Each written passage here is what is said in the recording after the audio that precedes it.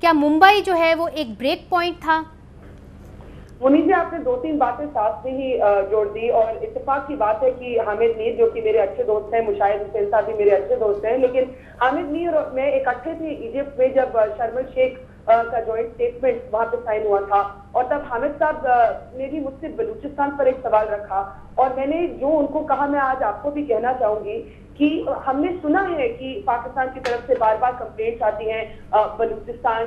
کی ایلیگیشنز کو لے کے کہ اس میں انڈین انوالومنٹ ہے، انڈیا نے اس کا ڈینائل دیا ہے، لیکن یہ جو ذکر ہے وہ جوائنٹ اسٹیٹمنٹ میں بھی کیا گیا، یہاں پر بہت کنٹروورسی پیدا ہوئی انڈیا میں۔ لیکن اگر آپ مجھ سے پوچھیں تو میں یہ ایک بات کہنا چاہوں گی کہ آپ بلوچستان پاکستان جو ایلیگیشنز لگاتا ہے انڈیا پہ، اگر آپ ان کو ایک طرف رکھیں اور دوسری طرف انڈیا کا جو ایک کمپلینٹ ہے کہ پاکستان کی اسٹیبلشمنٹ کے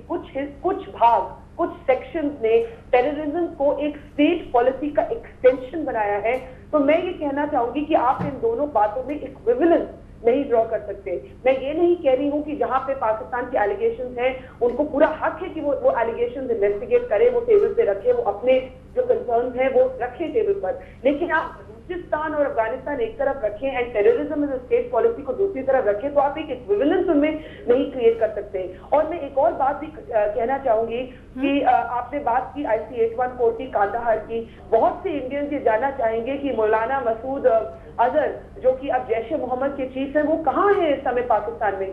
کیا پاکستان کی سرکار کو نہیں معلوم کہ مسعود اظہر آج کہاں ہے؟ جی برکھا، ایک منٹ، یہی سوال میں حامد میر صاحب سے پوچھوں گی۔ حامد میر صاحب، مولانا مسعود اظہر، عمر شیخ دونوں رہا ہوئے،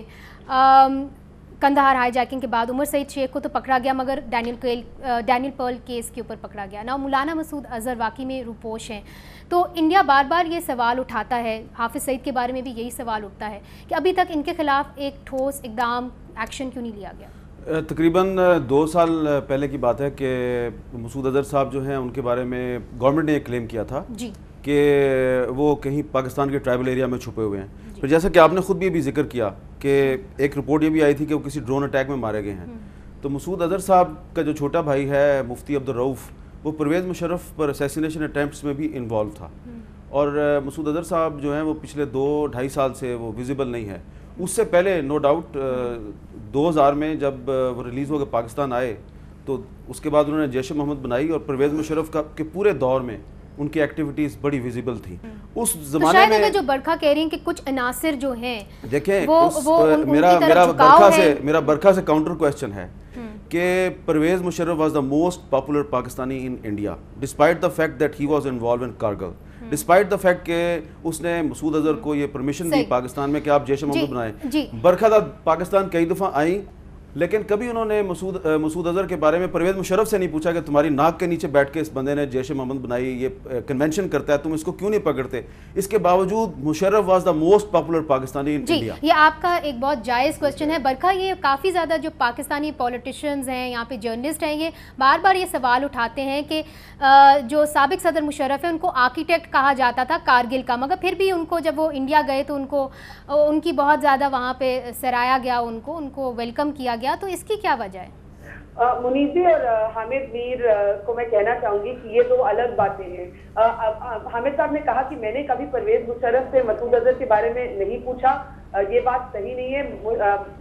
جنرل پرویز مشرف کے ساتھ جب بھی انٹرویو کرنے کا موقع ملا یا جب بھی کوئی پریس کانفرنس ہوئے تو بار بار لشکر اور جیش محمد کے سوال ہم نے بھی اٹھائے، انٹرنیشنل جرنلسٹ نے بھی اٹھائے، لیکن دوسری طرف مجھے لگتا ہے کہ there is an element of truth to what Hamid Mir has said کہ ایک طرح سے پرویز مشرف کا کوئی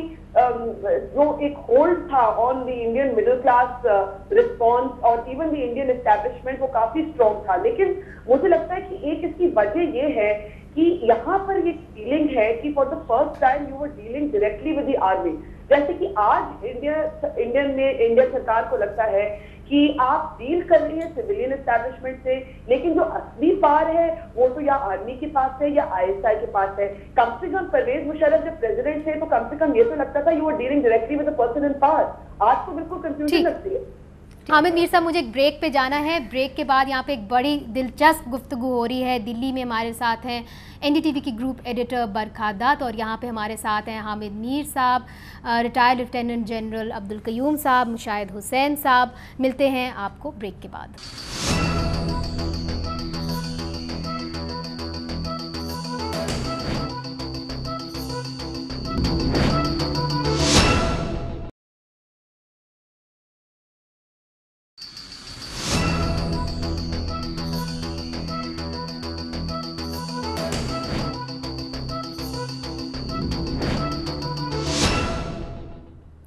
ویلکم بیک. بریک سے پہلے NDTV کی گروپ ایڈیٹر برکھا دت نے کہا کہ کچھ عناصر ہیں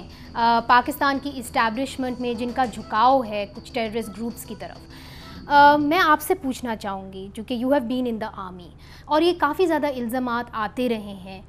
ISI کے اوپر کہ ISI کا رول رہا ہے ٹیرر گروپس کو نرچر کرنے میں, ان کو بڑھاوا دینے میں. دیکھیے,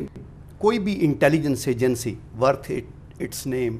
دیٹ ول بی انویزیبل. یہ جو جسونت سنگھ کہہ رہے ہیں کہ میں نے ایئرپورٹ پہ دیکھا تو وہ ISI کے لوگ تھے. ISI لوگوں کا نہ کوئی یونیفارم ہے, نہ ان کا کہیں لکھا ہوا ہے بیچ ہے کہ یہ ISI کے لوگ ہیں.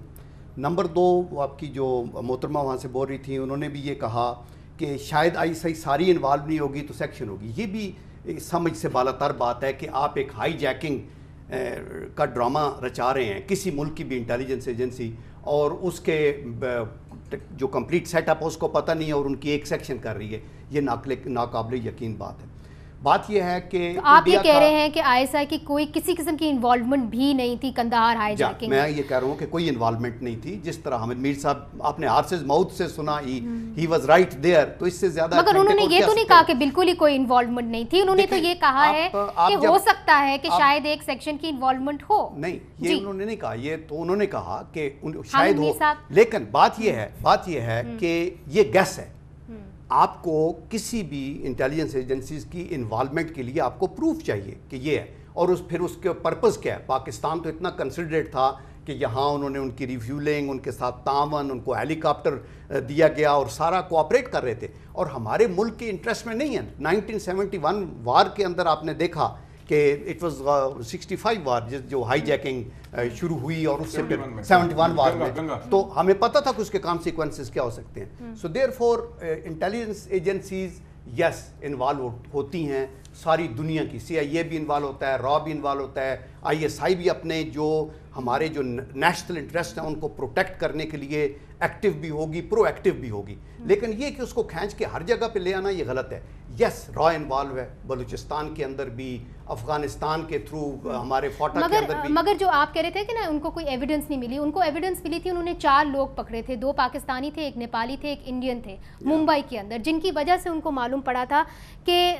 پاکستان میں کچھ عناصر ہیں جنہوں نے یہ ہائی جیکنگ جو ہے پوری طریقے سے مانیٹر کی, اور آرکیٹیکٹ تھے اس ہائی جیکنگ کے. تو وہ کہتے ہیں, ان کی طرف سے لوگ کہتے ہیں کہ کچھ ٹھوس ایویڈنس تھی جس کی وجہ سے انہوں نے یہ الزام لگایا. دیکھیں نا, وہ ٹھوس ایویڈنس پھر پاکستان کے پاس آنی چاہیے. آپ اپنے انویسٹیگیشن سیل کے اندر تو سب کچھ بنوا سکتے ہیں, جب تک آپ وہ شیئر نہیں کرتے اور پھر میوچولی ایک گروپ بیٹھ کے اس کو اوپر اسرٹین نہیں کرتا, اس وقت تک تو کچھ نہیں کہا جا سکتا. آپ ہر آدمی سے جب آپ اس کو انٹروگیشن کے لیے لے جاتے ہیں تو ہمیں کیا پتہ ہے کہ ایون پاکستانی جب انڈین کسٹڈی میں ہے تو اس سے جو کہلوایا جا رہا ہے وہ جینوئن ہے بھی یا نہیں ہے. So therefore یہ بلیم ہم لینے کے برکھا, یہاں پہ یہ سوال بہت دفعہ اٹھایا گیا ہے اجمل قصاب کے بھی حوالے سے کہ جس قسم کی ان کی انٹیروگیشن وہاں پہ ہوئی ہے اور کس حالات میں ہوئی ہے, تو کیا جو سٹیٹمنٹس انہوں نے دی ہیں وہ جینوئن سٹیٹمنٹس ہیں بھی کہ نہیں؟ انہیں سے اس بات سے تو مجھے بہت شارپ ڈس ایگریمنٹ آپ کے سوال سے ہی کرنا ہوگا, کیونکہ مجھے لگتا ہے کہ اجمل قصاب کا جو ٹرائل ہے, دا فیکٹ کہ آپ 1 سال ہونے کو جا رہا ہے 26/11 جو ممبئی میں اٹیک ہوئے تھے, 1 سال ہونے کو جا رہا ہے, اور 1 سال تک ایک بالکل اوپن ٹرائل چلا ہے جہاں پہ اجمل قصاب نے طرح کی ڈیمانڈ رکھی ہیں کورٹ میں, اور ان کو لوئر ملا ہے, ان کو وکیل ملا ہے, اور بالکل ٹرانسپیرنٹ طریقے سے ٹرائل ہوا ہے. دوسرا میں آپ کو کہنا چاہوں گی کہ آپ نے حال ہی میں نیو یارک ٹائمز کی ایک رپورٹ دیکھی ہوگی, اس میں یہ آرگیومنٹ کی گئی کہ نہ کیول انڈین ڈاکٹر جو ہیں وہ اجمل قصاب کے رول کے